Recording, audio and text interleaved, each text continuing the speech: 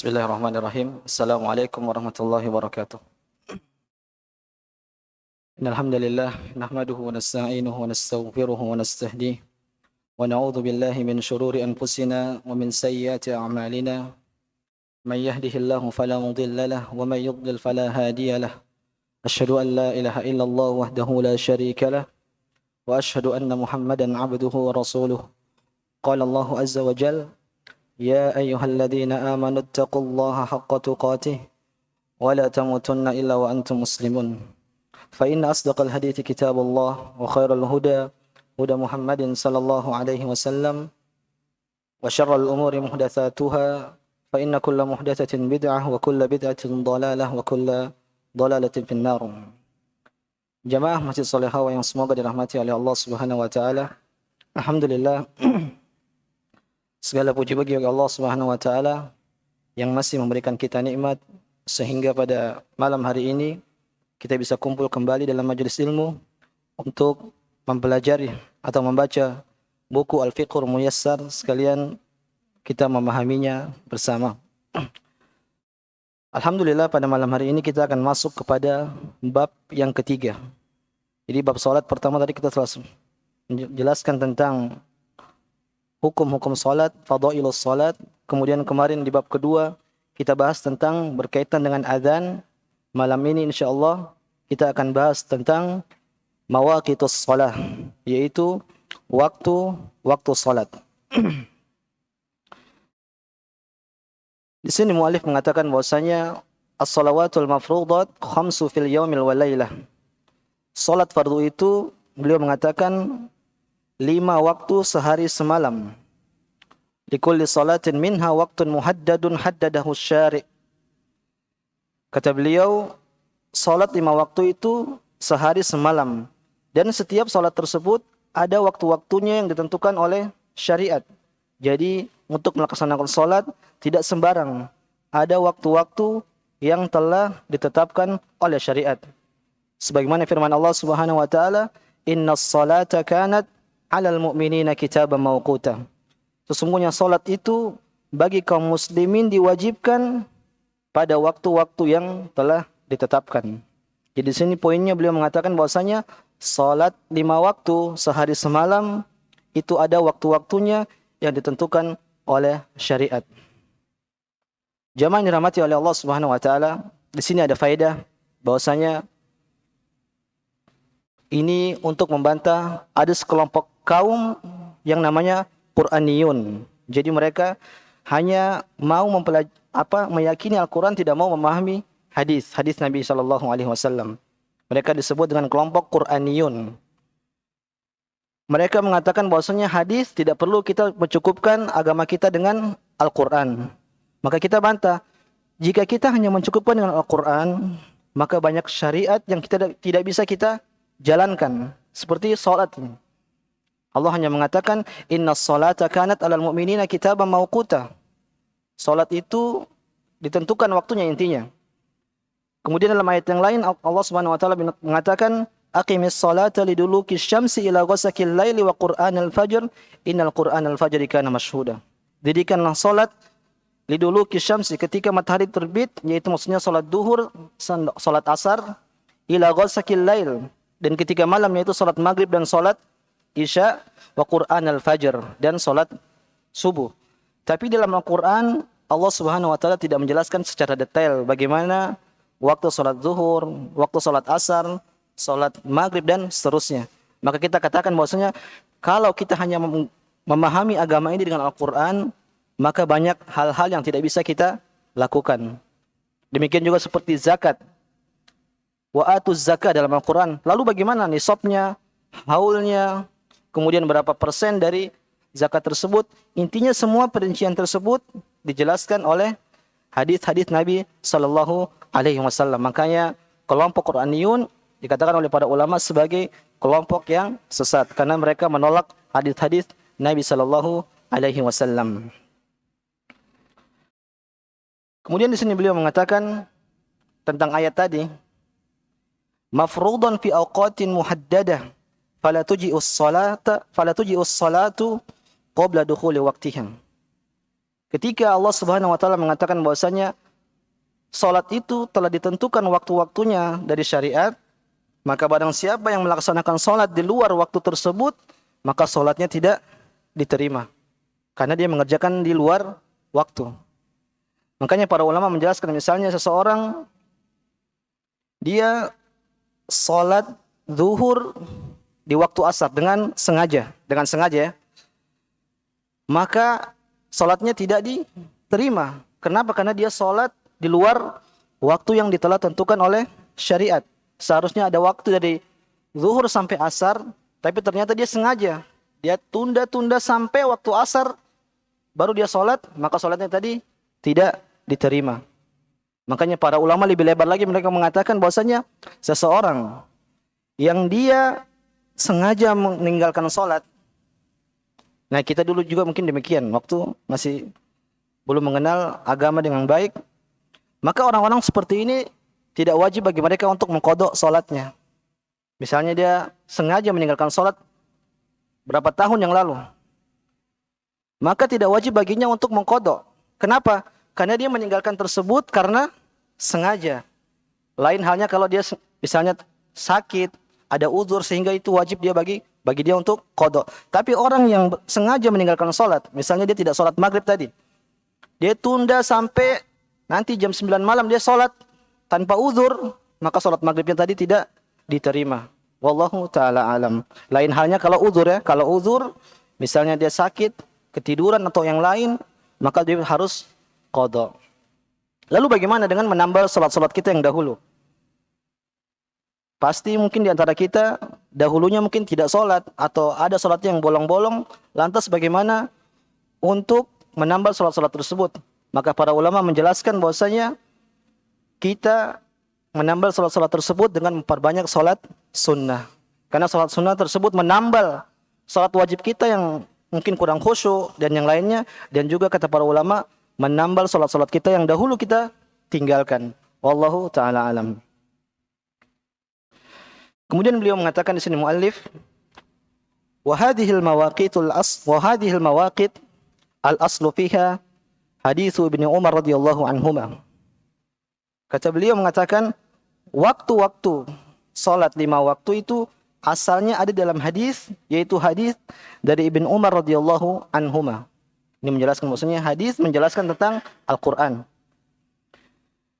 Anna Nabi sallallahu alaihi wasallam qaal, sesungguhnya Nabi sallallahu alaihi wasallam bersabda, waktu dhuhri idza zalat asy-syamsu wa kana dhillu ar-rajuli katulihi ma lam yahduril asr. Kata Nabi sallallahu alaihi wasallam, waktu zuhur itu saat matahari mulai tergelincir dari tengah. Jadi dari arah timur terbit, kemudian di tengah. Nah, saatnya menuju ke arah barat, itulah waktu zuhur. Ini kita baca dulu, nanti kita insyaallah kita jelaskan. Wa kana dhillur rajuli katulihi ma lam yahduril asr. Jadi waktu zuhur semenjak matahari ke arah timur dari tengah sampai bayangan sesuatu itu panjangnya seperti bayangan asli, seperti bendanya. Jadi misalnya segini, nanti bayangannya ukurannya sama dengan panjang tangan ini. Maka ini akhir dari waktu salat zuhur. Kemudian beliau mengatakan, wa waqtul asri ma lam tasfarra syamsu. Dan waktu asar itu mulainya dari akhir dari waktu zuhur sampai sebelum matahari menguning. Ini waktu asar. Kemudian kata Nabi SAW, wa waktu salatil maghrib malam yaghib syafaq. Dan waktu salat maghrib itu selama mega merah belum terbenam. Wa waktu salatil isya ila nisfil lailil awsat. Adapun waktu salat isya itu sampai pertengahan malam. Wa waktu salatis subhi min tulu'il fajri malam tatlu'is syams. Adapun salat subuh itu dari terbitnya fajar, itu fajar shadiq, sampai terbitnya matahari. Setelah beliau di sini menyebutkan hadis Nabi sallallahu alaihi wasallam yang diriwayatkan oleh Ibnu Umar, maka di sini beliau mulai merinci. Beliau mengatakan, "Fasalatu dhuhri yabda'u waqtuha bi zawali syamsi ay mailuha an kabidis sama'i ila jihatil maghrib." Anda langsung tulis saja. Sebelum masuk memahami waktu-waktu salat, perlu kita pahami bahwasanya waktu salat ada dua macam. Yang pertama adalah namanya waktu ikhtiari dan waktu doruri. Waktu ikhtiari itu maksudnya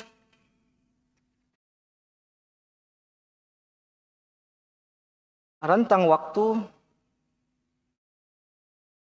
di mana seseorang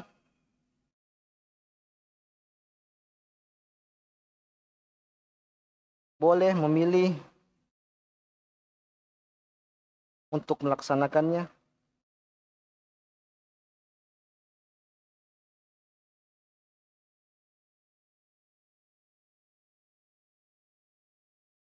di awal atau di akhir. Jadi intinya waktu ikhtiari ini waktu yang boleh kita melakukan sholat di sana. Boleh di awal, di tengah, atau di akhir. Kemudian yang kedua ada namanya waktu doruri. Apa itu waktu doruri? Yaitu waktu yang asalnya tidak boleh kita sholat di sana kecuali ada uzur. Rentan waktu yang kita tidak boleh sholat di situ kecuali ada uzur. Misalnya sakit atau yang lainnya. Maka jika seseorang tanpa uzur dia sholat di waktu doruri, maka sholatnya sah, tapi dia berdosa. Ini tanpa uzur. Sekarang kita masuk ke sholat yang pertama, yaitu sholat zuhur. Kenapa dimulai dengan sholat zuhur? Karena ketika setelah Isra Mi'raj, setelah pensyariatan sholat 5 waktu, sholat yang pertama kali dilakukan oleh Rasulullah SAW adalah sholat zuhur. Jadi malaikat Jibril datang keesokan harinya setelah Isra Mi'raj kepada Nabi SAW. Malaikat Jibril sholat bersama Nabi dengan sholat zuhur. Makanya sholat zuhur juga disebut dengan sholat al-ula, sholat yang pertama. Di sini beliau mengatakan bahwasanya was-sholatu dhuhri yabda'u waqtuha bi zawali syams.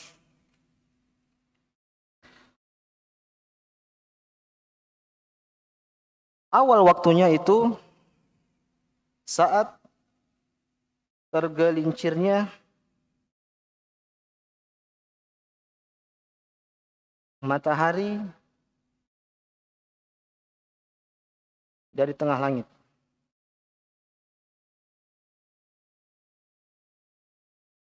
Awal waktu-waktu zuhur adalah saat tergelincirnya matahari dari tengah langit. Anda contohkan misalnya ini suatu tongkat. Kemudian ini arah dari timur.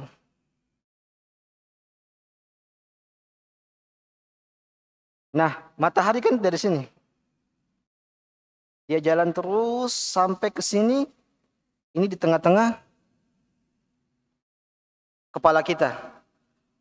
Nah, saat matahari tergelincir ke barat sini, misalnya dia di sini, maka inilah waktu sholat zuhur.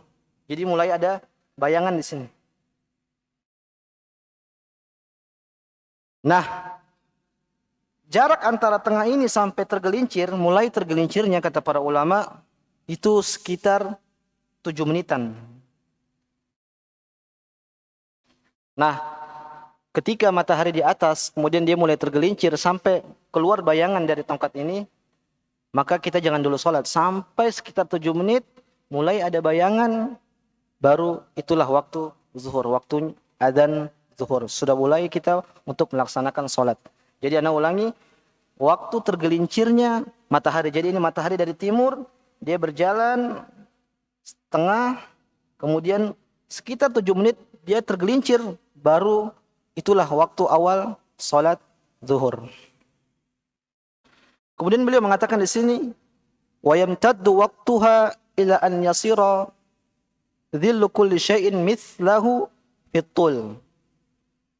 Ini adalah awal dari waktu zuhur. Kemudian di sini beliau mengatakan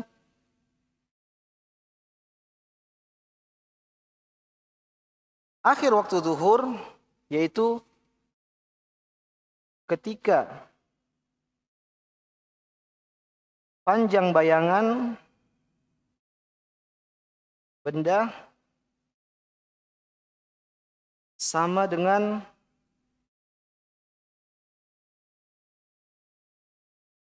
bayangan benda. Jadi ini tadi kan waktu salat zuhur, startnya dari sini. Maka waktu zuhur terus berjalan sampai kira-kira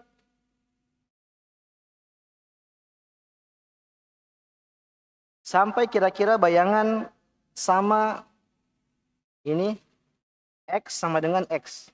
Jadi kira-kira matahari mungkin di sini.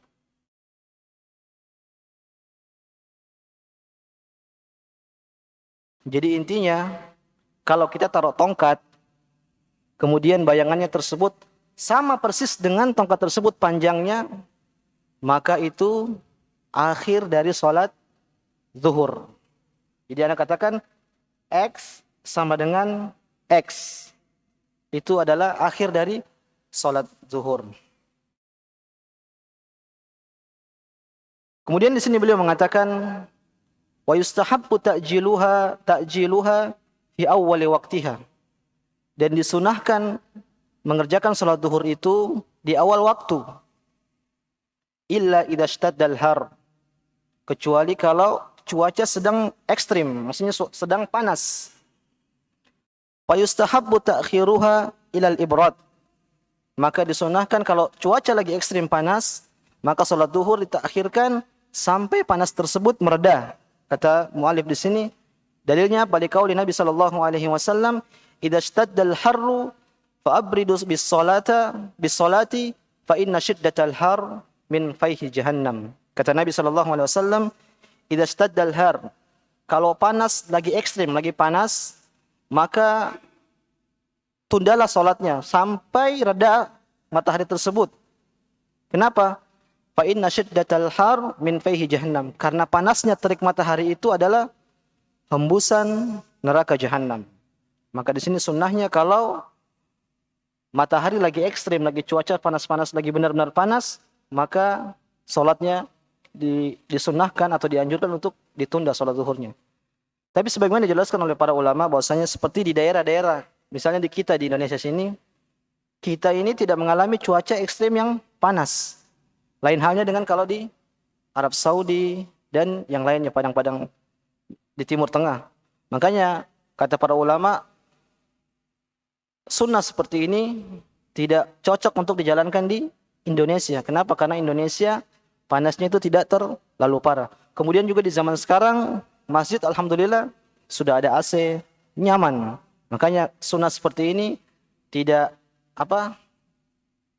bisa, mungkin bukan tidak bisa, maksudnya tidak cocok kalau dikerjakan di Indonesia. Wallahu ta'ala alam. Ini jadi waktu zuhur. Jadi ana ulang, waktu zuhur awalnya saat matahari mulai tergelincir ke arah barat. Mulai dia tergelincir, maka itu sudah mulai waktu sholat zuhur. Sampai matahari ke arah barat, kemudian bayangannya itu sama dengan panjang suatu benda. Jadi kalau misalnya kalau kita berdiri, kemudian bayangan kita persis dengan panjangnya dengan tinggi kita, maka inilah akhir dari waktu salat zuhur. Sekarang yang kedua yaitu berkaitan dengan salat asar. Mu'alif di sini mengatakan fassalatu dhuhri yabda'u waqtuha bi zawali syams. Wassalatul asri yabda'u waqtuha min nihayati waqti dhuhri ay min sayrurati dhilli kulli syai'in mithlahu wa yantahi bi ghurubi syams. Salat asar awal waktunya itu akhir dari waktu salat zuhur. Jadi waktu salat asar itulah akhir dari salat zuhur. Jadi ketika matahari telah sampai persis ukurannya dengan bendanya, bayangan sama dengan benda panjangnya, maka itulah waktu masuk salat asar. Makanya para ulama membahas, apakah antara salat asar dengan salat zuhur itu ada waktu istirak, maksudnya waktu yang ada irisan waktu.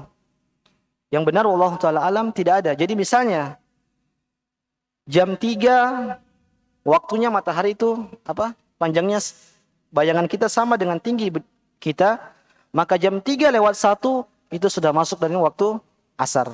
Ana ulang, ketika jam 3 itu matahari telah ke timur sehingga bayangan kita sama dengan tinggi badan kita, maka jam 3:01 itu sudah waktu masuk asar. Kemudian di akhir, kapan akhir waktu salat asar?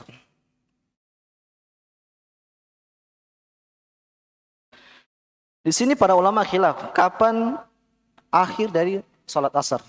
Maka setidaknya ada 3 hadis. Di sini beliau mengatakan ada 3 hadis yang menjelaskan tentang akhir dari salat asar. Yang pertama yaitu menyatakan bahwasanya bayangan 2 kali benda.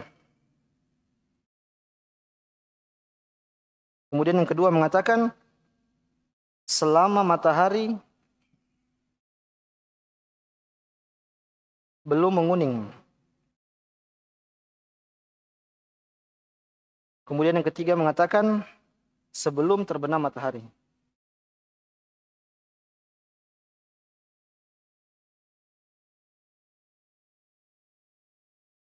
Jadi kalau kita lihat ke hadis Nabi SAW berkaitan dengan akhir salat asar, maka Anda simpulkan aja ada sekitar 3 hadis yang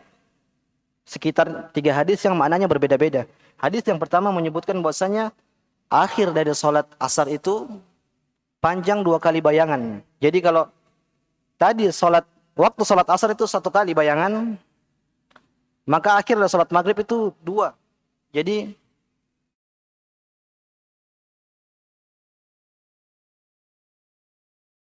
ini tiang, maka bayangannya X. Mungkin mataharinya di sini. Ketika bayangan lebih 2 kali panjang dari tinggi benda, maka ini adalah akhir dari salat asar. Ini hadis pertama yang menjelaskan demikian. Kemudian hadis kedua menjelaskan bahwasanya selama matahari belum menguning. Nabi mengatakan malam tasfar syamsu. Selama matahari itu belum menguning. Ini akhir dari salat asar. Kemudian ada hadis yang lain mengatakan bahwasanya akhir dari salat asar itu sebelum matahari terbenam, artinya sebelum masuk waktu salat maghrib. Jadi ada 3 kemungkinan. Maka di sini para ulama menjelaskan bahwasanya untuk menjamak bahwasanya yang benar adalah yang ini. Bahwasanya akhir dari waktu salat zuhur, salat asar adalah ketika matahari bayangan benda panjangnya 2 kali benda. Yang seperti ini. Jadi panjang bayangan itu 2 kali dari panjang benda. Kemudian hadis yang kedua, ini sepertinya mirip. Maksudnya makna hadis ini itu sama.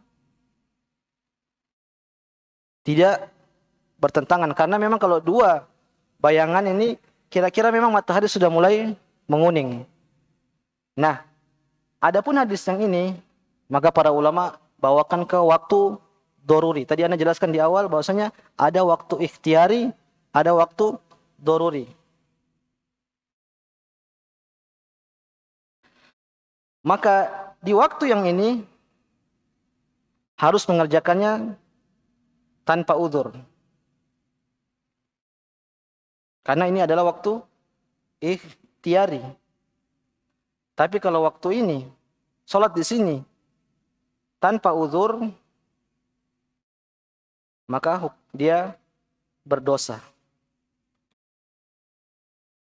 Bahkan dalam hadis Nabi SAW menyebutkan orang yang sholat di waktu ini dengan sengaja, Nabi mengatakan itu adalah sholatnya orang munafik.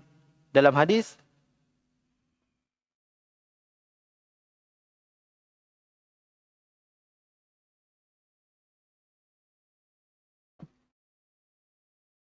Anda lupa, intinya dalam hadis, sholatnya orang munafik itu ketika di waktu asar, kata Nabi SAW, dia menunggu-nunggu matahari. Jadi dia sengaja tunda sholatnya sampai matahari menguning, mau waktu maghrib, maka tiba-tiba dia sholat, kemudian sholatnya cepat-cepat. Nah, orang seperti ini adalah orang munafik. Dia sholatnya sholat munafik. Makanya kesimpulannya, waktu sholat asar itu di waktu ikhtiari, yaitu dari panjang bayangan sama dengan benda sampai panjang bayangan itu 2 kali benda. Ini yang kita harus sholat di waktu-waktu yang ini. Adapun kalau sholat yang tadi, yang sebelum matahari terbenam, ini bagi orang-orang yang memiliki udzur. Misalnya seorang ibu-ibu lagi haid, tiba-tiba dia suci di waktu tersebut, maka dia boleh sholat di situ.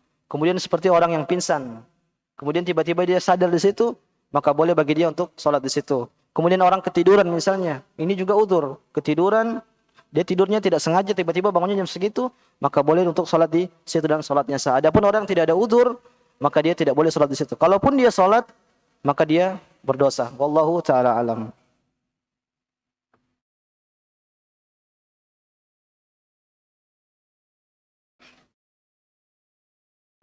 Di sini beliau menjelaskan bahwasanya wa yusannu ta'jiluha fi awwalil waqt, dan salat asar juga itu disunahkan untuk kita kerjakan di awal waktu. Wa hiya salatul wusta alladzi nassallahu 'alaiha fi qoulihi ta'ala hafizu 'alas salawati was salatil wusta wa qumu lillahi qanitin. Di sini beliau banyak menjelaskan tentang keutamaan salat asar. Di antaranya seperti firman Allah Subhanahu wa taala mengatakan, jagalah salat-salat kalian dan juga salat asar. Di sini Allah Subhanahu wa taala menyebut secara khusus salat asar. Ini berarti salat asar ada memiliki keutamaan. Bahkan di sini muallif menyebutkan hadis. Wa qad amara an-nabiy sallallahu alaihi wasallam bil muhafadzati 'alaiha.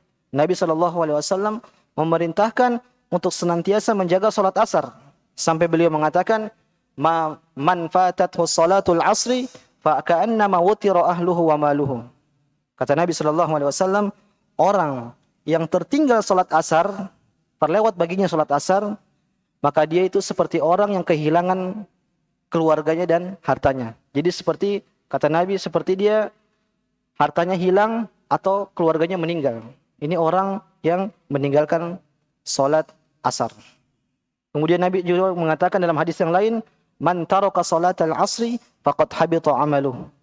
Barang siapa yang meninggalkan salat asar, faqad habita amaluh, maka terhapus amalannya. Ini beberapa hadis yang menjelaskan tentang keutamaan salat asar. Jadi berhati-hati untuk kita meninggalkan salat asar, karena memang salat asar biasanya kita agak berat biasanya. Kenapa?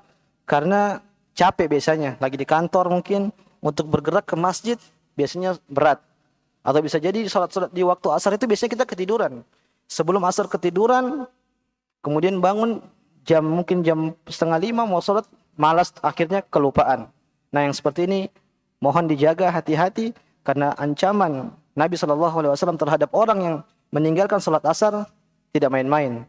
Kata Nabi SAW, "Faka'annama wutira ahluhu wa maluhu." Ini orang yang meninggalkan salat asar, dia seperti orang yang kehilangan hartanya dan juga kehilangan keluarganya. Wallahu ta'ala alam. Kemudian salat yang berikutnya yaitu salat maghrib.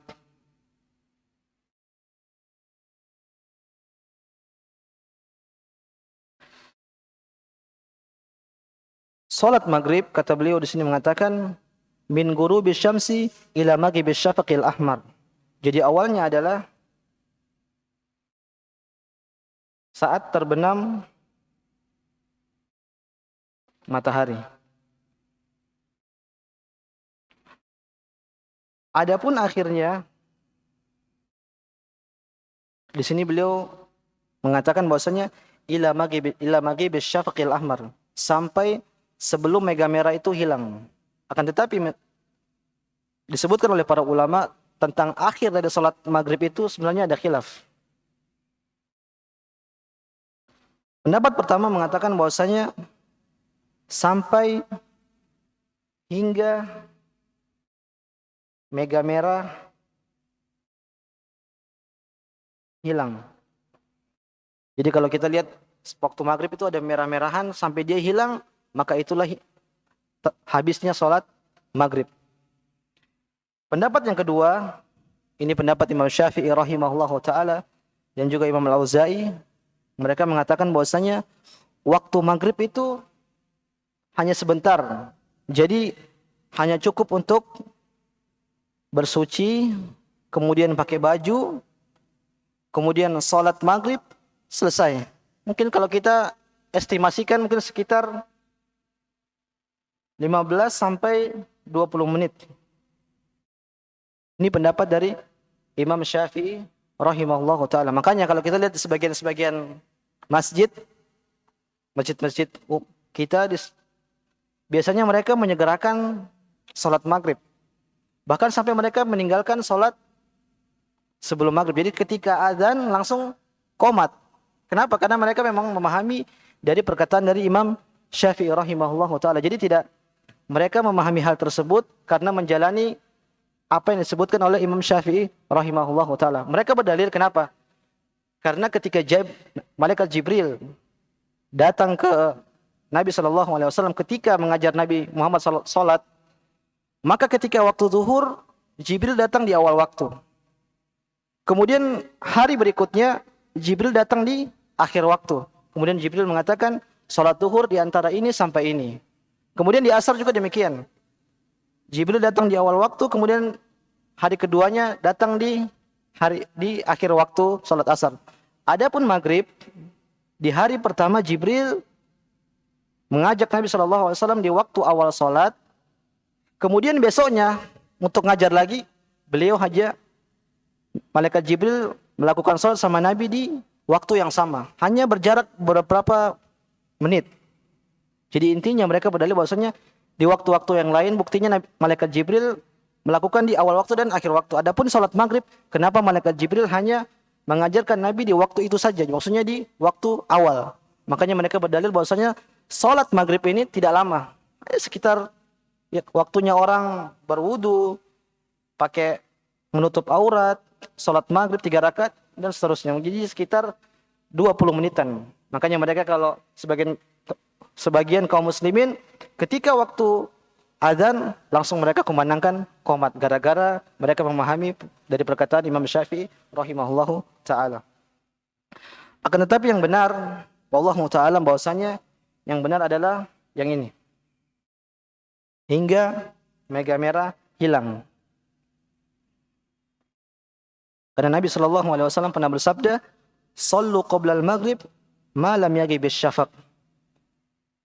Malam yaghib asy-syafaq, maksud kata Nabi SAW, waktu maghrib itu sebelum mega merah itu hilang. Terlebih lagi dalam hadis yang lain, Nabi SAW pernah memerintahkan sahabat untuk melaksanakan sholat sunnah sebelum sholat maghrib.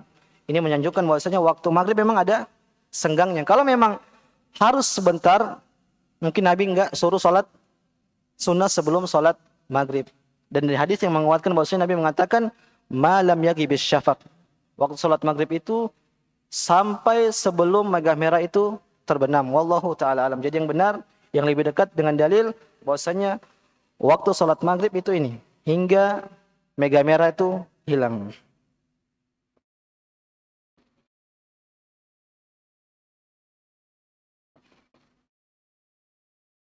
Kemudian di sini beliau tambahkan, wa yusannu ta'jiluha fi awwali waqtiha. Begitu juga salat maghrib disunahkan untuk bersegera melakukannya di awal waktu. Di qauli sallallahu alaihi wasallam, la tazalu ummati bi khairin ma lam yuakhirul maghrib hatta tastabikan nujum. Umatku senantiasa dalam kebaikan selama mereka tidak mengakhirkan salat maghrib sampai matahari itu muncul. Jadi intinya dalam hadis ini Nabi SAW mengatakan bahwasanya umatku ini senantiasa dalam kebaikan kalau mereka mengerjakan salat maghrib di awal waktu. Kemudian yang berikut yaitu yang keempat,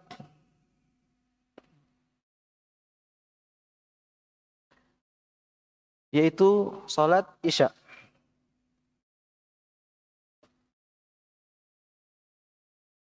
Di sini beliau mengatakan, fayabda'u waqtuha min maghibis syafaqil ahmar ila nisfil lail.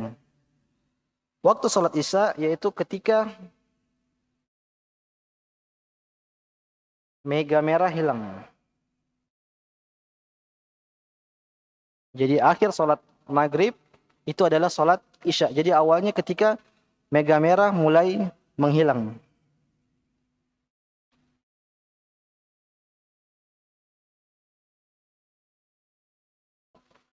Adapun akhirnya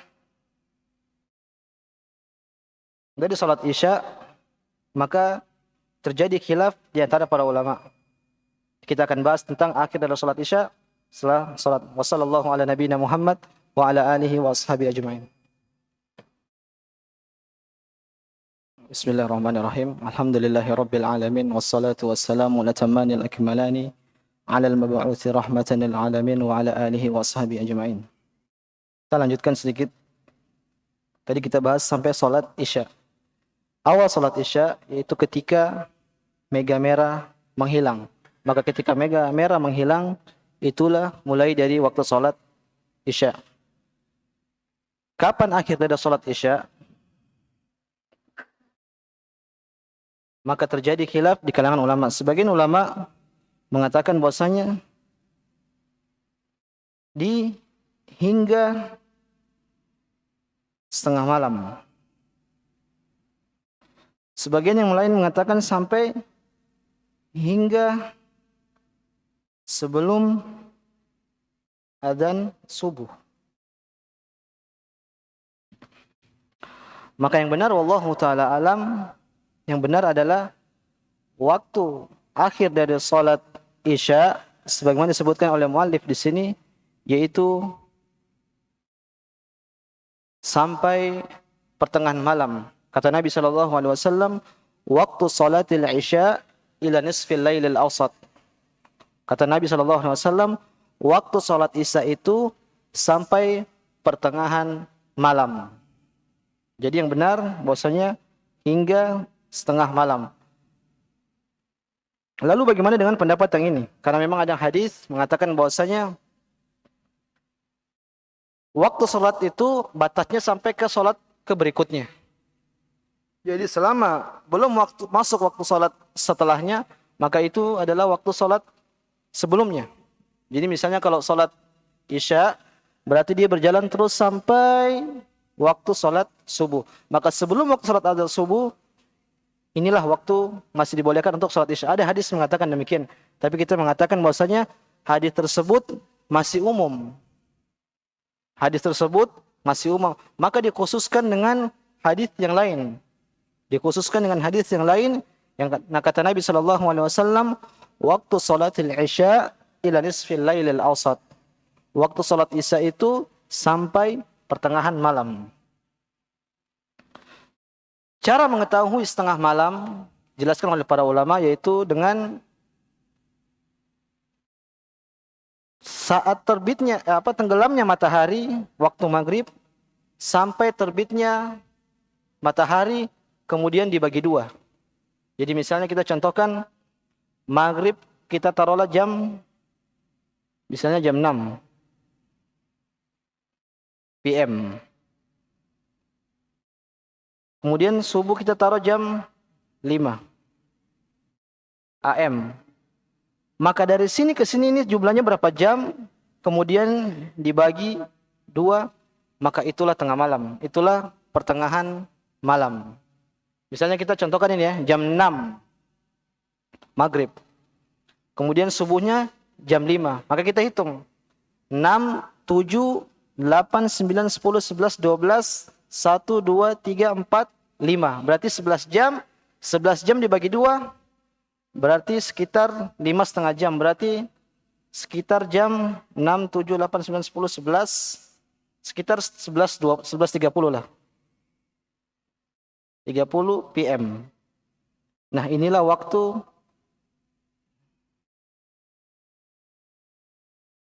ini pendekatan aja, bukan maksudnya bukan tepatnya, tapi kira-kira pendekatan berarti sekitar jam 11 atau setengah 12 malam. Maka seseorang, dikatakan oleh para ulama, ini namanya waktu ikhtiyari. Maka seseorang kalau ingin sholat isya, misalnya para wanita yang dibolehkan dia sholat kapanpun, kalau kita kan jamaah, maka dia boleh sholat dari sekitar isya, waktu isya dimulai sampai sekitar jam ini, jam setengah 12. Ini boleh bagi dia karena ini waktu ikhtiari dan dia tidak berdosa. Bagaimana dengan sholat setelah waktu ikhtiari? Misalnya dia sholat jam 1 malam. Maka ini adalah waktu daruri kata para ulama. Maka orang yang sholat di sini tanpa uzur, maka dia berdosa. Sholatnya sah, tapi dia berdosa. Karena dia sholat di waktu daruri dan tanpa uzur. Adapun kalau ada uzur, misalnya sebelum isya dia ketiduran, kemudian tiba-tiba bangun jam 1 malam, dia belum sholat, dia sholat, maka ini boleh. Karena ini adalah waktu daruri dan dia punya uzur, tadi ketiduran. Kemudian juga seperti wanita yang tiba-tiba haid di jam segitu, maka dia boleh sholat isya di waktu daruri seperti ini. Wallahu ta'ala alam. Jadi yang benar bahwasanya waktu sholat isya dari hilangnya mega merah ini awalnya dan akhirnya sampai pertengahan malam. Dia berkitar dari, anda contohkan dari tadi, dari kalau kita mau menghitung, kita tetapkan terbenamnya matahari, kemudian kita hitung sampai terbitnya fajar adzan subuh, kemudian kita hitung, kita bagi 2. Nah, ini kira-kira waktu pertengahan malam. Wallahu ta'ala alam. Kemudian di sini beliau menambahkan tentang salat isya, yaitu wa yustahabbu ta'khiruha ila akhiril waqtil mukhtar ma lam takun masyaqqah. Kalau salat-salat yang lain tadi disunahkan untuk dikerjakan di awal. Nah, tapi kalau salat isya sunnahnya dikerjakan di akhir waktu. Kalau bisa jam 10 malam itu bagus. Tapi masalahnya siapa yang bisa kerja jam segitu dan salat jamaah.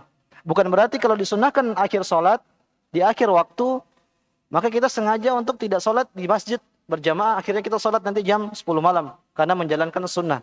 Nabi mengatakan disunahkan untuk mengerjakan salat isya di akhir waktu. Ini tidak benar. Yang benar adalah kita tetap salat sama jamaah.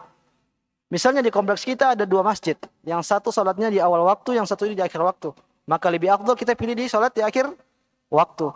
Tapi ternyata tidak ada salat yang di akhir waktu, jangan kita salat sendiri, tapi kita salat berjamaah dengan jamaah intinya. Jadi kalau memang ada kesepakatan, misalnya Masjid Solehawa sepakat kita salat isya jam 10 malam, maka ini sebenarnya bagus karena sunnah Nabi SAW.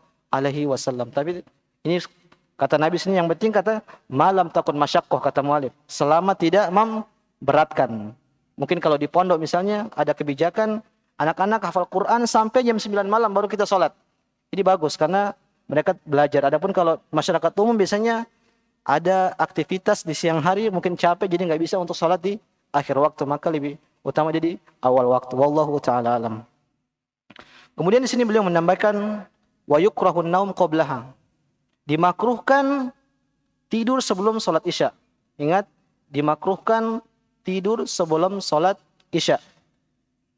Ini satu lagi penting, wal hadis ba'daha li ghairi maslahatin. Ini yang sering kita terjun ke sana. Apa itu? Kongkow setelah sholat isya. Ini dimakruhkan oleh Nabi SAW, yaitu ngobrol tanpa ada maslahat. Mungkin kalau ada maslahat, misalnya ngobrol membahas tentang kaum muslimin, misalnya membahas masjid, ini berpahala. Tapi kalau ngobrol tidak ada kemaslahatan di situ, hanya ketawa ketiwi, maka ini dimakruhkan oleh dibenci oleh Nabi sallallahu alaihi wasallam. Mudah-mudahan Allah Subhanahu wa taala mengampuni kita karena kita sering seperti itu. Di hadits Abi Barzah radhiyallahu anhu, anna Rasulullah sallallahu alaihi wasallam kana yakrahu an-naum qabla al-isya wal hadits ba'daha. Nabi sallallahu alaihi wasallam dalam hadis Abi Barzah radhiyallahu anhu dia mengatakan sesungguhnya Rasulullah sallallahu alaihi wasallam itu membenci tidur sebelum salat Isya dan ngobrol setelah salat Isya. Jadi biasanya beliau setelah salat Isya langsung tidur. Ini berkaitan dengan waktu salat Isya. Kemudian yang terakhir, yang kelima,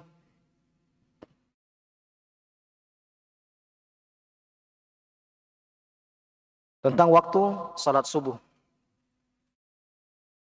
Di sini beliau mengatakan bahwasanya waktu salatil fajri min tulu'il fajri tsani ila tulu'isy syams. Jadi awalnya itu sejak terbit fajar shadiq. Jadi fajar itu ada dua, ada namanya fajar kadzib, fajar shadiq. Yang dimaksud di sini adalah fajar shadiq. Kemudian kapan akhirnya? Akhir dari waktu salat subuh. Tunggu, tentang awal dulu. Ana ulang, para ulama sepakat bahwasanya awal waktu salat subuh itu saat terbit fajar shadiq. Akan tetapi mereka khilaf. Kapan itu waktu terbit fajar shadiq? Mereka sepakat bahwasanya kalau waktu subuh itu terbitnya fajar shadiq, tapi mereka khilaf kapan waktu fajar shadiq. Maka seperti yang kalau kita lihat di negara kita,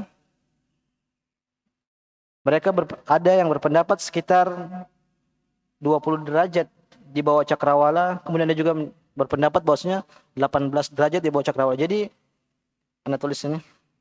Misalnya ini Khatulistiwa.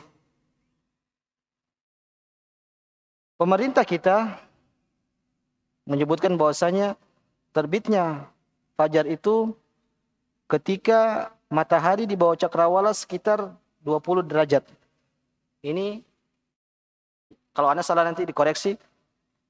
Jadi pemerintah menetapkan bahwasanya waktu salat subuh itu startnya saat matahari di bawah cakrawala sekitar 20 derajat. Ini yang pemerintah yang biasa kita lakukan. Adapun seperti Muhammadiyah itu 18 derajat. Jadi kemudian ahli astronomi mengatakan waktu antara derajat itu jadi kan ini sekitar 2 derajat bedanya. Nah, waktu 1 derajat itu sekitar 4 menit. Jadi misalnya kalau kita subuhnya biasanya misalnya jam 5. Jam berapa? 4.30 misalnya. Ini pemerintah, maka Muhammadiyah di 4.38. Dan sama-sama memiliki dalil yang kuat. Dan masalah ini tidak hanya di Indonesia. Sampai pun jatuh ke luar negeri. Sampai di Arab Saudi pun masalah ini diperdebatkan. Dan sama-sama memiliki hujah yang kuat.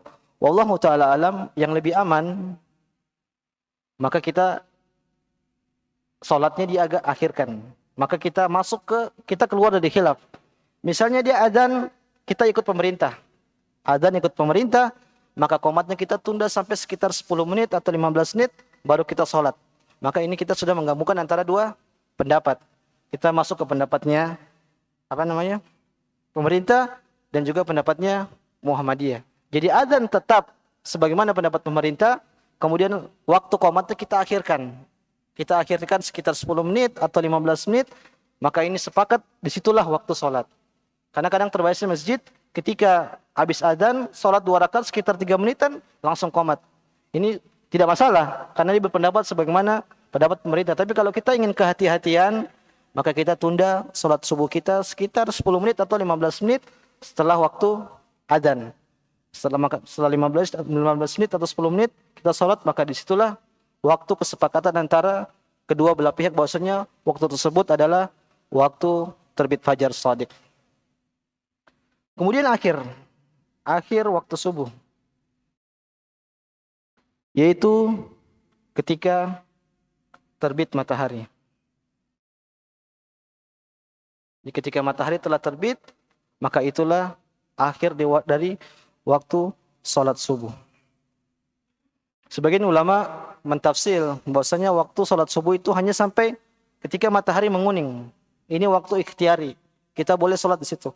Ketika setelah matahari menguning tapi belum terbit, masih menguning, setelah menguning, maka ini waktu daruri. Jadi ketika orang salat di saat menguning matahari, maka dia salatnya sah, tapi dia berdosa. Kalau dia tanpa uzur, kalau dengan uzur tidak masalah. Wallahu taala alam. Ini berkaitan dengan waktu salat. Jadi kita sudah bahas tentang waktu salat zuhur dan salat waktu asar, maghrib, isya dan subuh. Mudah-mudahan bisa paham ya.